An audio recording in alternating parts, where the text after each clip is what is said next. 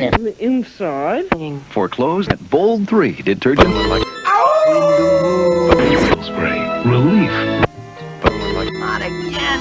Teen Wolf cannot escape the 80s, most specifically 1985. While based on a 1985 film, the makers of the MTV TV series did everything they could to avoid overt comparisons to the original. But they couldn't help but dip back into the 80s again and again. The scene from Lydia's birthday in season 2 is lifted directly from the Anthony Michael Hall, Kelly LeBrock film Weird Science that was released in 1985. We're here for the party. Beacon Hills was also next door to a town called Hill Valley. Hill Valley's under a flood watch. I live in Hill Valley. Hill Valley is the town from all 3 Back to the Future movies that all started in 1985. And we saw Derek impart this false bit of lore to Scott back in season 1. I need you to tell me the truth. Is there a cure? You have to kill the one that bit you. Yeah, that whole "the cure is to kill the one that bit you" piece of fiction is directly from 1987's The Lost Boys. Look, it says here that if you kill the head vampire, all half vampires will return to normal.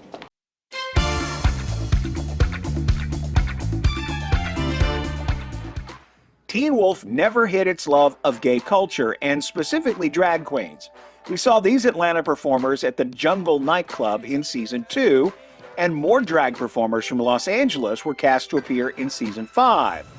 But do you remember the RuPaul's Drag Race contestant that appeared on Teen Wolf? In 2012, as Teen Wolf was ramping up filming of its second season in Atlanta, Georgia, RuPaul's Drag Race was entering its 4th season and firmly establishing itself as a cultural touchstone.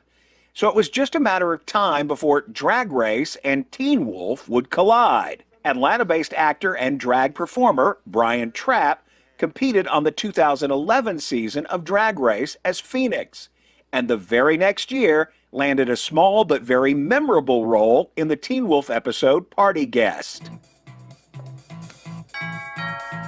And you are? We're here for the party. In universe, this all came about because Styles apparently had Phoenix on speed dial and figured if anyone could save Lydia's birthday party from a dull doom, it was Phoenix and her friends. Well, come on in.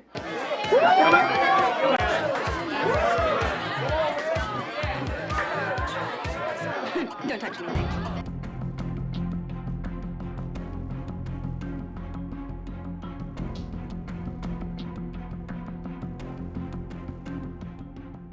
The very iconic Beacon Hills Hospital was sold and then torn down. The iconic medical center where Melissa McCall worked and where so much criminal medical malpractice seemed to happen every week. Someone want to explain this to me? It was actually filmed right outside Teen Wolf Studios in the 8,000 block of Balboa Boulevard in the Northridge neighborhood. All they had to do was add signs and CGI in several new floors to the top. It was a perfect hospital, and so many things went down in front of this building from season 3 until season 6. They used this strip of land between the offices and the warehouse studio for part of Beacon Hills High School. They also used the back of this building for the entrance to the vet clinic. But how do we know who's in there? Is it Derek or Ennis or both? All of that ended a few weeks into filming season 6 when the production's lease was up and they had to move to a new studio in a different neighborhood. The Balboa studio was sold and torn down in 2016. If you stop by today, you can grab some burgers or a little Chipotle, but there is no sign of Beacon Hills Hospital anymore.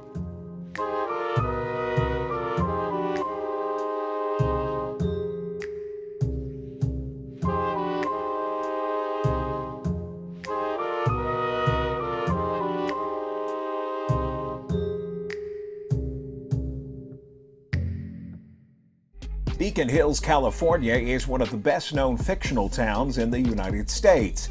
But how did it get its name? We learned in season 3 that Beacon Hills is home to a very powerful supernatural object known as the Nemeton.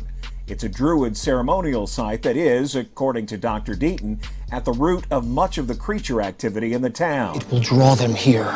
like a beacon.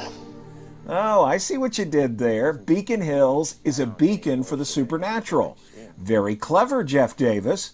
So you thought of that when you were first working on the pilot. I did not.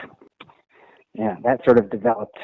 I picked the name Beacon Hills because the original name of the town in the original Teen Wolf movie, the Michael J. Fox movie, was Beacon Town. And it didn't sort of roll off the tongue as nicely as I liked it. So I added Hills. Yeah. Also of note, Beacon Town is in Nebraska and does not, as far as I know, have a magical magnetic tree stump.